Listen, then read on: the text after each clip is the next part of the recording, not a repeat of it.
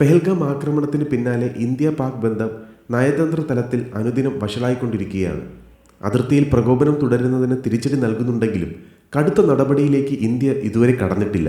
പാകിസ്ഥാനിലേക്കുള്ള terror funding നിർത്തുകയെന്ന ലക്ഷ്യം മുൻനിർത്തിയാണ് ഇന്ത്യയുടെ പ്രവർത്തനങ്ങൾ ഏറെയും.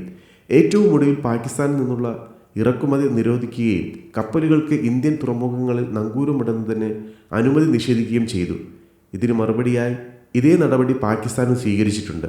എന്നാൽ അതീവ ഗുരുതരമായ സംഘർഷങ്ങൾ തുടരുന്നതിനിടെ പാകിസ്ഥാനി രാഷ്ട്രീയക്കാരൻ്റെ മറുപടിയാണ് ഇപ്പോൾ ഏവരിലും ചിരി പടർത്തി വൈറലായത്. പാകിസ്ഥാനി നേതാവും ദേശീയ അസംബ്ലി അംഗവുമായ ഷേർ അഫ്സൽ ഖാൻ മാർവത്തിനോടാണ് യുദ്ധം പൊട്ടിപ്പുറപ്പെട്ടാൽ എന്തു ചെയ്യുമെന്ന് മാധ്യമപ്രവർത്തകർ ചോദ്യം ഉന്നയിച്ചത്. അദ്ദേഹത്തിൻ്റെ മറുപടി ലളിതമായിരുന്നു: ഇനിയെങ്ങാനും യുദ്ധമുണ്ടായാൽ ഞാൻ ഇംഗ്ലണ്ടിലേക്ക് പോകും.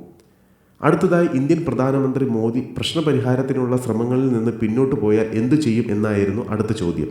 അതിന് മോദി എൻ്റെ അമ്മായിയുടെ മോനൊന്നുമല്ലല്ലോ ഞാൻ പറഞ്ഞാൽ പിന്നോട്ട് പോകാൻ എന്ന മറുപടിയും നൽകി.